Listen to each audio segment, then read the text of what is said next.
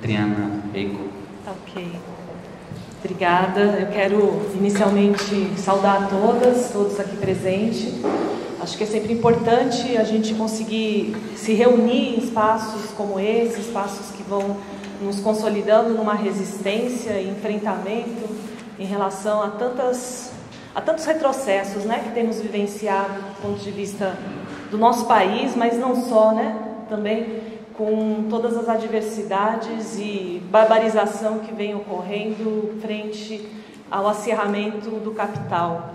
Agradeço, na figura do Givanil, do Tribunal Popular, agradeço ao CEPRAS também pelo convite de poder estar aqui com vocês hoje, e entendo que pela manhã vocês já tiveram um debate bastante adensado, né, que certamente contribuiu para pensar essas bases materiais, críticas, né, da realidade concreta, que nos ajuda a operar uma análise radical que, de fato, seja um ponto de partida para a transformação da realidade, né? Pensar a crise estrutural do capital, pensar os efeitos do acúmulo capitalista nos modos de relações sociais, nos modos de sociabilidade, vai instituindo em nós também a necessidade, a urgência, né, de construirmos formas diferenciadas também de enfrentamento e de coletivização, né? Eu acho que isso é um elemento importante para a gente sempre demarcar, né? Como produzir formas de enfrentamento nessa relação solidária com o outro, e essa solidariedade, claro que não está pautada aqui, não está fundamentada aqui por uma noção idealista ou ética, mas ela está pautada por uma solidariedade de classe, né? E como que isso vai se constituindo como fundamento da nossa prática também. Bom, eu preparei aqui um pequeno texto que me ajuda a transitar por questões que penso ser importantes para dialogar aqui com vocês, tendo em vista o convite que foi feito, o tema da mesa, a mercadoria droga e as mercadorias bélicas ao acúmulo do capital. Quero dizer para vocês que, de formação, eu sou psicóloga e já atuei no sistema prisional aqui em São Paulo, pude vivenciar de alguma forma, ainda que do outro lado da grade, né, o que significa esse processo do encarceramento em massa, né, e as engrenagens que são constituídas também nesse processo. E a fala que eu acabei aqui produzindo e que vou compartilhar com vocês também parte desse chão, né, de pensar essa realidade e entendendo a questão das drogas, mais do que isso, né, a chamada guerra às drogas, enquanto um artifício bastante poderoso de criminalização e bastante poderoso de operacionalização mesmo da lógica do capital, tá? Então é um pouco disso que vou partilhar aqui com vocês. Bom, então vou pedir licença para ir lendo alguns trechos e a partir disso comento, dialogo. Peço para que os colegas aqui da mesa possam me ajudar no tempo. Acho que quando faltar 5, 10 minutos, vocês puderem me ajudar, tá bom? Para que a gente favoreça o espaço do debate também. Ao iniciar o livro 1 do Capital, com um capítulo sobre a mercadoria, Marx procurou, logo de partida, apresentar aquele elemento que é mais visível, que está em contato cotidiano com todos nós, né? A expressão mais explícita do sistema do capital, aquela em que todos têm algum tipo de contato em sua vida cotidiana, né? Não é por acaso que a escolha se dá exatamente por explicitar o que é a forma mercadoria, né? No sentido de partir da vida concreta, das relações concretas, e quais são essas artimanhas de fetichização também da forma mercadoria. Nesse sentido, ao apresentar a constituição da mercadoria e os elementos contraditórios que a compõem, nos convida a procedermos com uma análise radical sobre o desvelamento do caráter fetichista da mesma e seus desdobramentos nas relações sociais concretas.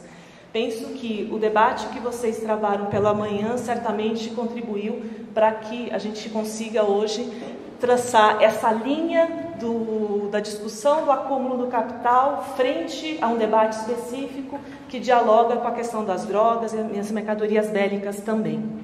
Então, nesse sentido, a gente, ao se basear nos pressupostos apresentados pela perspectiva marxista, para analisar a sociedade civil burguesa, faz-se necessário explicitar as vicissitudes do modo de produção capitalista em sua faceta contemporânea. E, para isso, vamos partir de contribuições de alguns autores. Mais especificamente, vou trazer para a gente dialogar aqui concepções de Stevens Meszaros, dentre outros, a respeito desse sistema sociometabólico do capital, tendo em vista, portanto, o acirramento das suas contradições que são intrínsecas, a partir dos elementos que configuram uma crise estrutural. Bom, o sistema metabólico, sociometabólico do capital, tem seu núcleo central formado pelo tripé capital, trabalho, assalariado e Estado, né? O trabalho assalariado em sua concepção abstrata, né? O trabalho tornado a extração da força de trabalho e da mais-valia também. Este sistema passa por uma crise estrutural, que é a crise de acumulação do capital. Não há outra crise senão essa, né? Caracterizado por uma longa onda recessiva, que apresenta algumas especificidades e características como tentativas de superação dessa crise. Como, por exemplo, a própria produção destrutiva e a precarização do trabalho. Ao contrário dos ciclos de expansão que configuraram o capitalismo ao longo da história, com alternância de períodos de expansão e de crise, temos presenciado, e aí a contribuição de Meszaros vem exatamente neste sentido, desde o final da década de 60 do século passado e início dos anos 70, uma crise endêmica, cumulativa, crônica e permanente, que é caracterizada, portanto, pela disjunção radical entre a produção para as necessidades sociais e a autorreprodução do capital. Estou aqui, de certa forma, resgatando o que certamente vocês também já discutiram pela manhã. Bom, a tese apresentada por Meszaros no seu texto Para Além do Capital, e que depois é reapresentada, rearticulada no livro A Crise Estrutural do Capital, demonstra, a partir dos pressupostos marxianos, que o sistema capitalista não pode mais se desenvolver sem recorrer à exacerbação da taxa de utilização decrescente do valor de uso das mercadorias. E isso vai trazer, certamente, desdobramentos para produção, circulação e consumo de mercadorias. O que significa exacerbar a taxa de utilização decrescente do valor de uso das mercadorias? É exatamente a cada momento e de forma mais acirrada a produção desenfreada de mercadorias cujo valor de uso pouco importa para responder a uma necessidade humanamente configurada. E nesse sentido, este ciclo somente se produz exatamente calcada numa lógica destrutiva.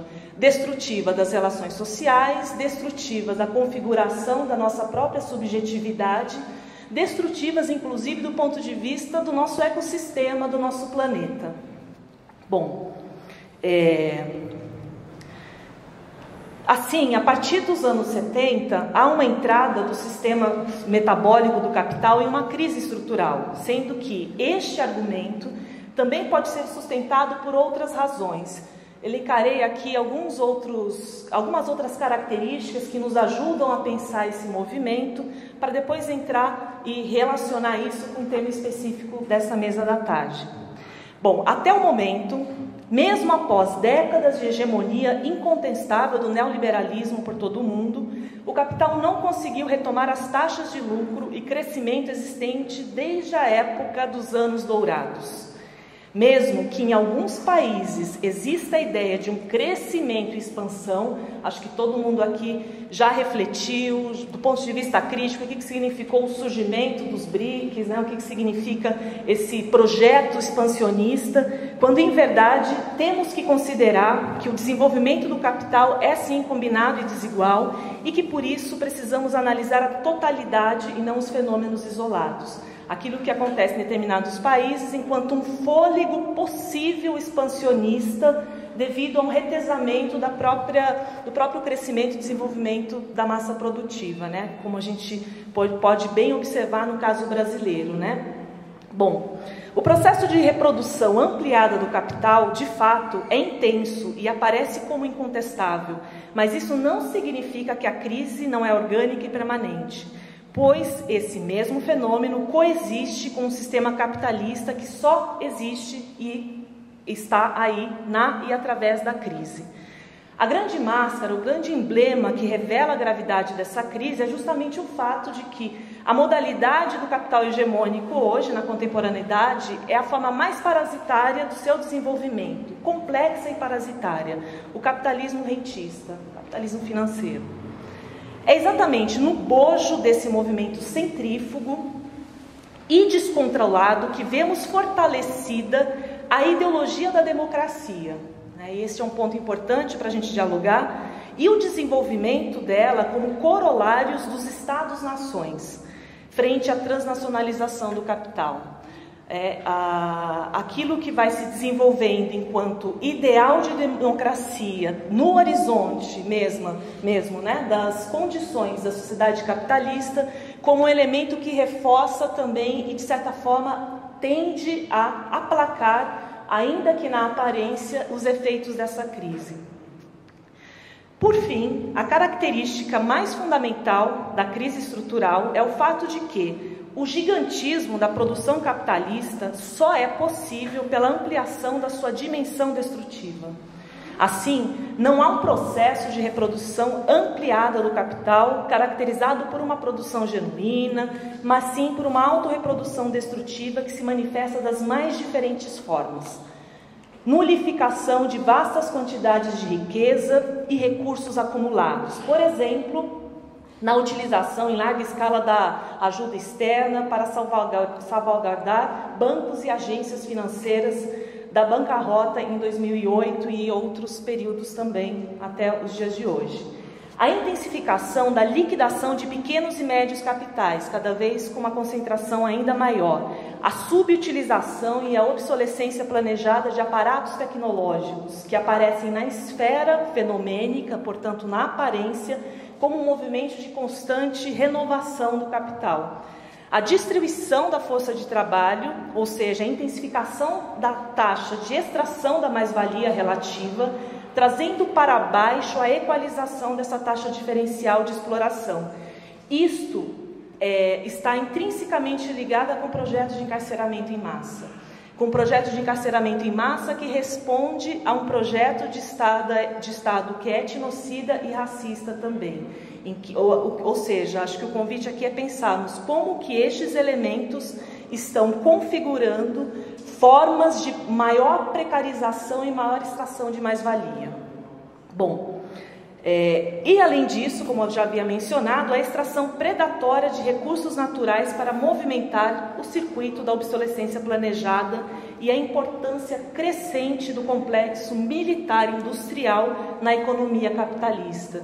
Este complexo militar-industrial, inclusive, sendo aquele que, do ponto de vista da redução da taxa de uso, ele é o carro-chefe, né? Porque a construção de, por exemplo, armamentos bélicos como mísseis e bombas, isso movimenta gigantismo do ponto de vista, né, do capital. Ao mesmo tempo, o seu não uso é necessário também para que esse mesmo circuito se atualize a cada momento. Vou aqui ler um pequeno trecho de um texto do Zé Paulo Neto, professor da UFRJ, lá do Serviço Social, que nos ajuda a pensar essa expressão da crise e da faceta autodestrutiva do capital. Ele diz o seguinte, Zé Paulo Neto: o último terço do século XX assinala o exaurimento das possibilidades civilizatórias da ordem do capital. Em todos os níveis da vida social, a ordem tardia do capital não tem mais condições de propiciar quaisquer alternativas progressistas para a classe dos trabalhadores. Num sentido mais geral, para a massa dos que só dispõem da sua força de trabalho e para toda a humanidade. O fundamento último dessa verdadeira mutação na dinâmica do capital reside no que o professor Mesaros vem caracterizando como a especificidade do tardo capitalismo, a produção destrutiva, que presentifica a crise estrutural do capital. Todos os fenômenos e processos em curso na ordem do capital nos últimos 25 anos, através de complexas redes e sistemas de mediação, que exigem investigações determinadas e concretas, estão vinculados a essa transformação substantiva. Elas afetam a totalidade das instâncias constitutivas da vida social em escala planetária. Portanto, busquei nesse momento trazer exatamente a máscara, o emblema da autorreprodução destrutiva como um elemento que nos ajuda a pensar esse movimento contemporâneo do capital, para que a gente consiga fazer essa relação com a mercadoria droga e as mercadorias bélicas, enquanto que isso está respondendo a este mesmo movimento. Nesse sentido, o caráter estrutural da crise não é uma tendência atual, mas também é um processo orgânico e permanente, pois não há qualquer possibilidade de superação, no sentido hegeliano mesmo da palavra, dessa crise, segundo a lógica do próprio capital.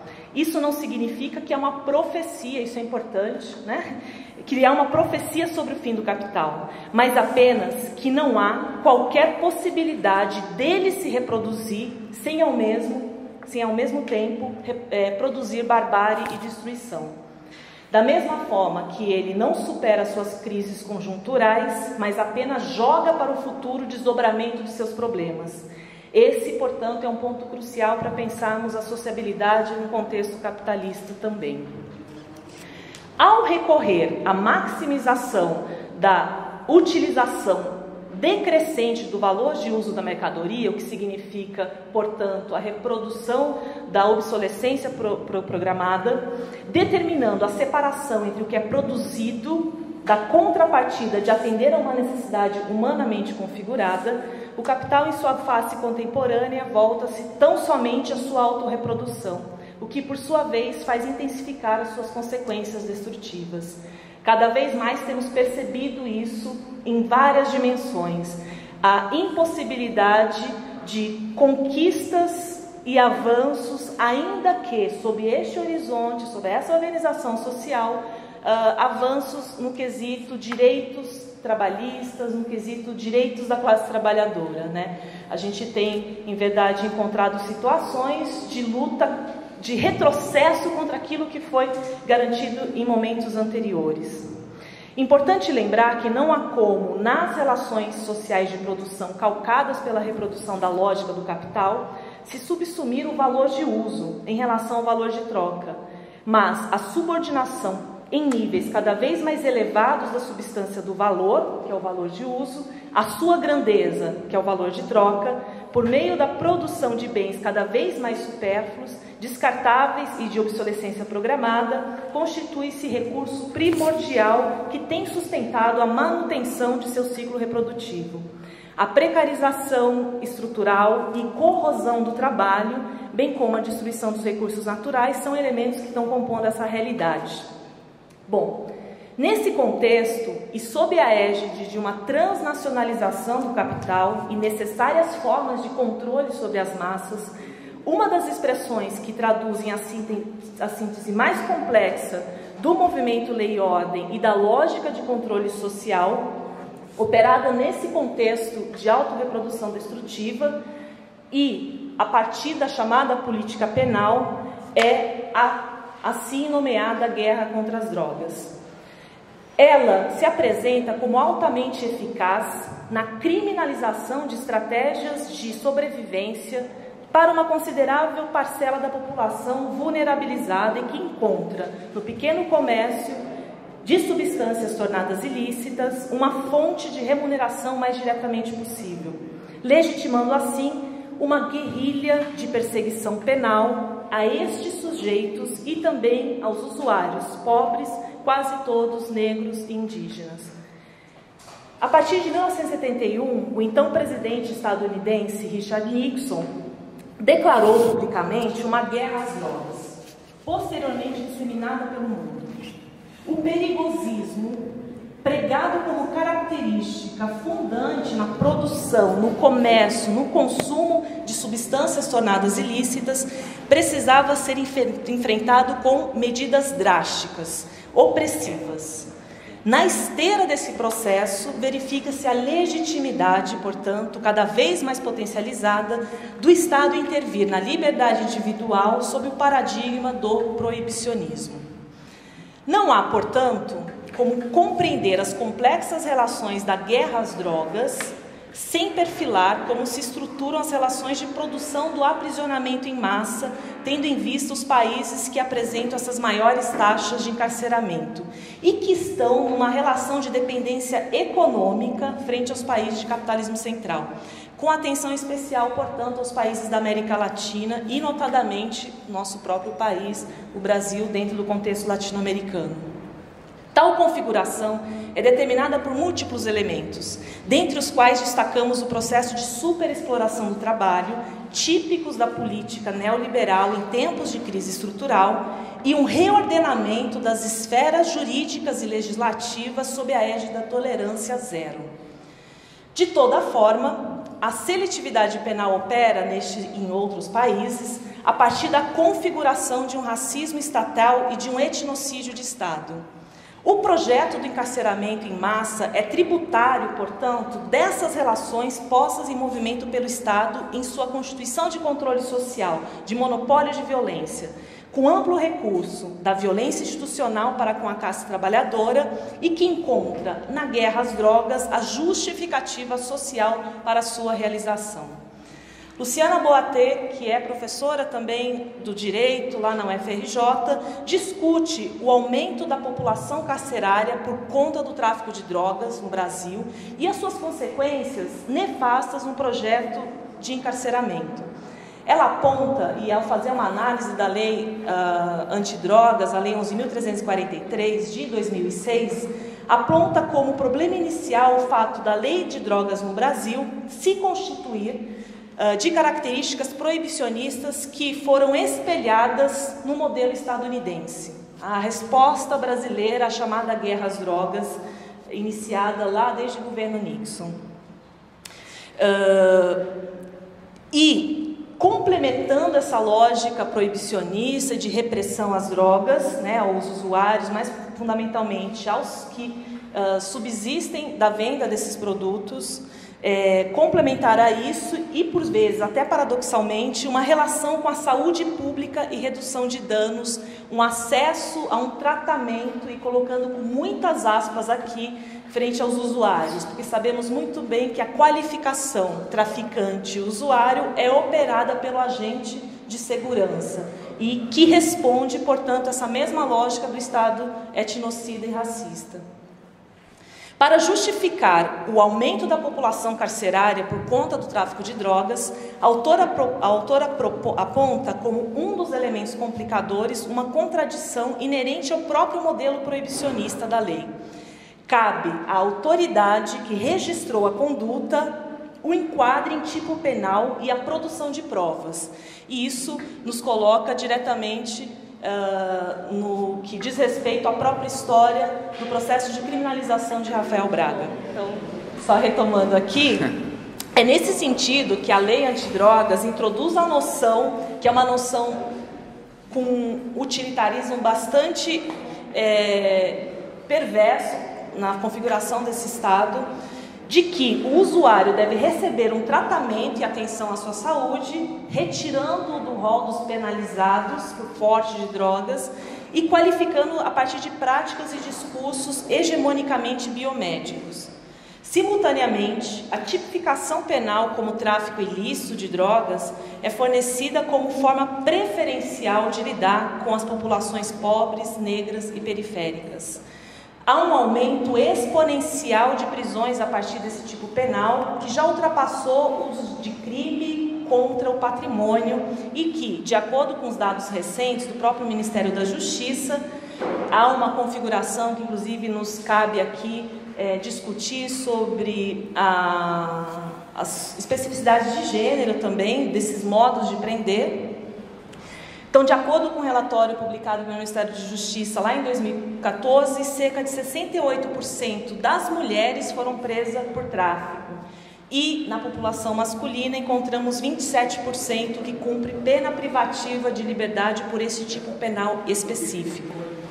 Estamos, portanto, diante, quando falamos na guerra contra as drogas, de um exemplo bem sucedido de negócio predatório e de produção de uma disseminação de sensação de insegurança, além de contribuir para a discriminação de novos contornos para numa atualização da doutrina de segurança nacional, que foi estratégia herdada dos tempos da ditadura empresarial militar brasileira e aplicada de maneira sui generis nas operações de guerra às drogas. No tocante às ações da segurança pública, a transferência do foco dos subversivos políticos na época da ditadura para os outsiders na democracia, o que encontra no combate às drogas e, fundamentalmente, nos vendedores varejistas dessas substâncias, a tônica dominante de uma doutrina de segurança nacional que persiste atualmente no Brasil. Neste contexto, a política proibicionista de guerra às drogas potencializa-se na medida em que se disseminam justificativas sociais para uma assim chamada epidemia.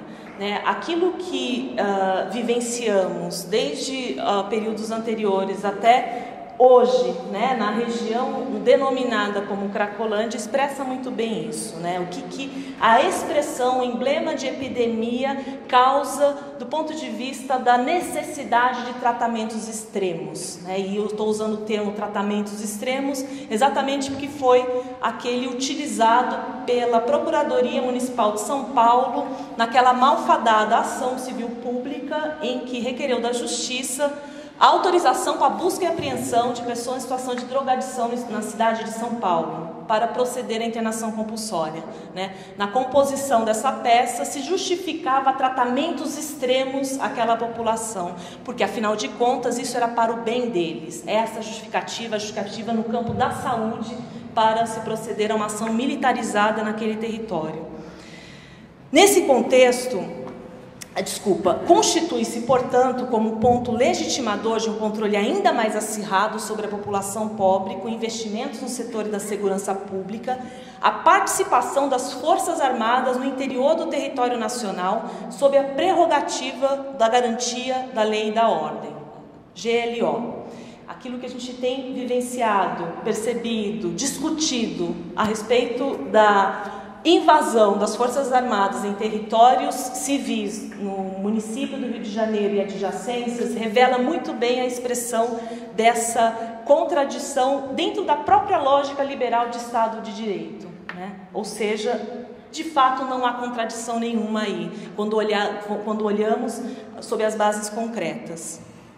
Para analisar essa realidade em suas múltiplas determinações e tendo como foco o processo de criminalização presente na guerra às drogas, na internacionalização do comércio dessas substâncias tornadas ilícitas, a criminologia crítica de tradição marxista, também conhecida como criminologia radical, constitui uma ferramenta importante para esse olhar.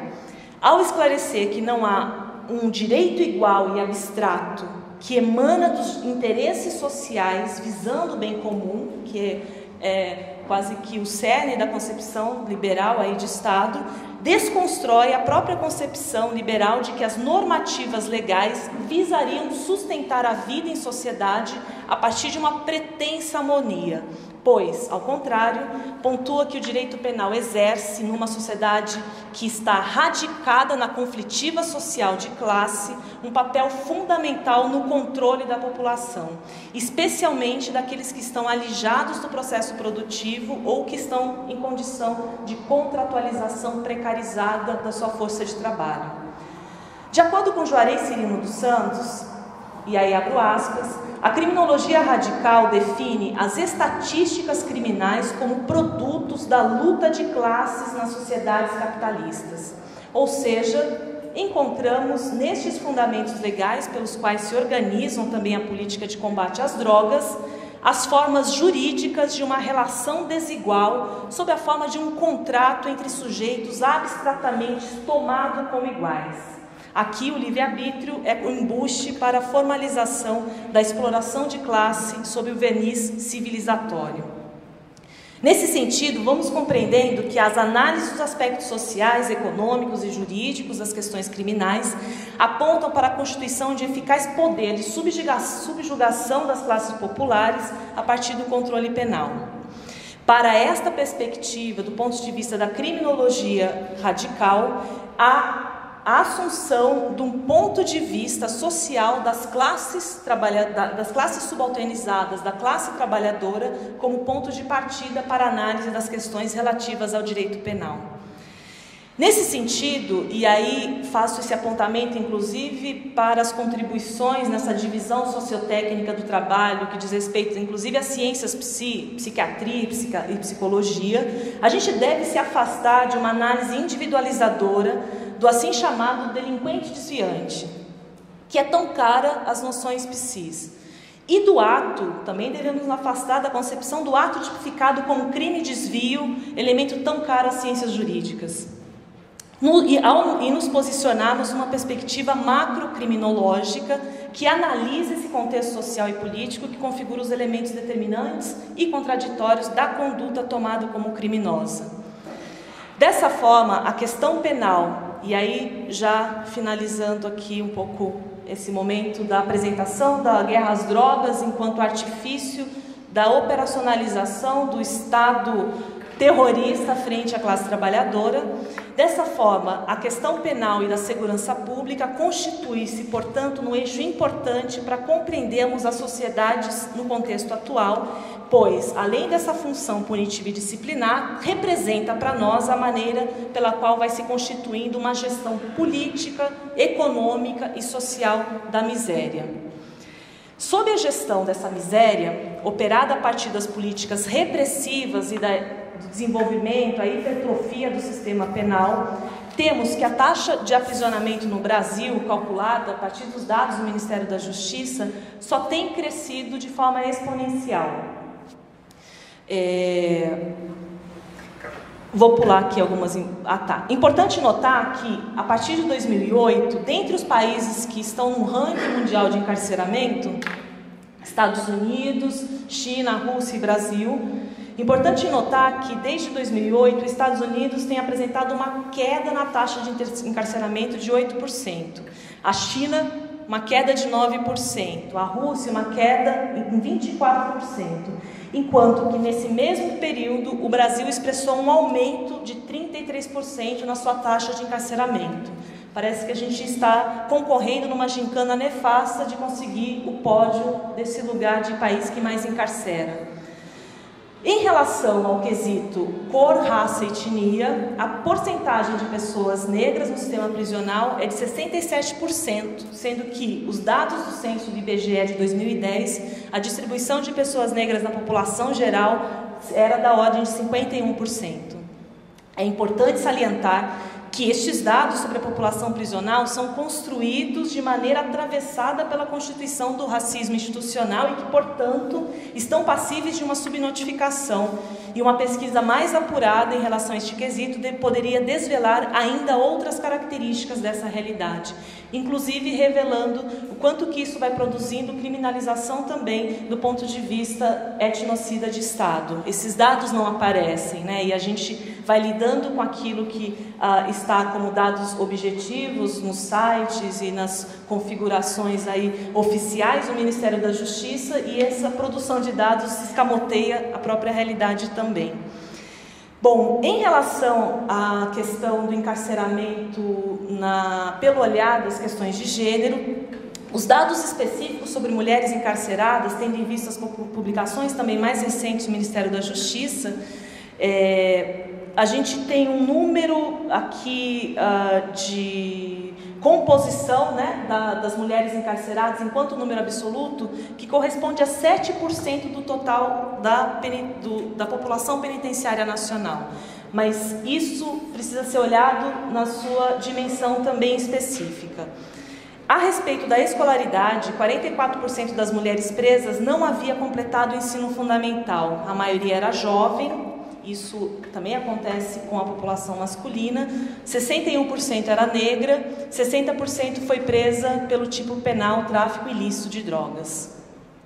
É importante articular, desde nossa análise, uma perspectiva dessa criminologia crítica a respeito do crescimento do encarceramento feminino, que tem uma taxa de crescimento atualmente maior do que a do encarceramento masculino. Articulando isso com os processos de precarização de trabalho em crises né, em tempos de crise estrutural do capital, que também se reorganiza numa reestruturação produtiva e também numa precarização do trabalho feminino.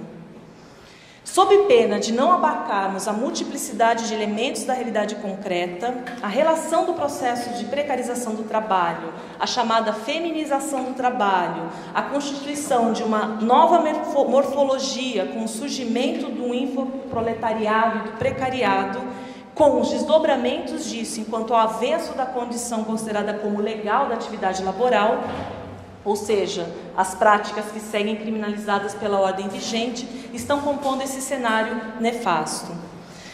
As estruturas de controle social, e aqui já caminhando para o encerramento da minha contribuição, as estruturas de controle social que legitimaram e garantiram a relação de expropriação e exploração desde a época da invasão dos colonizadores, a dizimação dos povos originários, a ordenação da produção, dada pela disseminação da escravidão como forma de garantir a extração dos recursos naturais e, posteriormente, de produção agrícola e agropecuária, transferiu-se da atuação dos capatazes do Brasil colônia para a lógica de funcionamento do sistema de segurança do nosso país. Como já nos ensinava Pachucanes, abre aspas, o interesse de classe imprime a cada era um sistema penal a marca de sua concretização histórica. Nesse sentido, ao constatarmos as estatísticas penitenciárias no Brasil, vamos tendo clareza de um contorno específico de um criminoso que vai se delineando a partir desses parâmetros também. A letalidade policial, as operações de guerra e conflitos intra e entre territórios nacionais, a partir da lógica de combate às drogas, também operam efeitos no controle militarizado de países na América Latina. Dentre os países do continente americano, ressaltamos o processo de extermínio levado a cabo pela polícia militar de diferentes estados brasileiros, né? Acho que não preciso aqui reatualizar esses índices para entender o quanto que a polícia, principalmente do estado de São Paulo e do Rio de Janeiro, altamente eficaz no seu projeto de extermínio. Portanto, e aqui sim finalizando, está em curso o acirramento desse eficaz poder de subjugação das classes populares, desenvolvido a partir desse controle penal. E nesse sentido, analisar o eixo guerra às drogas, encontramos aí um eixo importante que muito contribui na reflexão acerca do Estado em tempos de crise estrutural do capital. Este movimento configurando, portanto, essa gestão social econômica da miséria. Então, ao falar da mercadoria droga e das mercadorias bélicas, entendendo esse corolário da guerra contra as drogas como um artifício para a continuidade desse próprio monopólio de violência do Estado, e que para nós deve ser um ponto importante para analisarmos e, de fato, não só metaforicamente, quebrarmos as grades. Muito obrigada pela atenção e agradeço pelo convite novamente.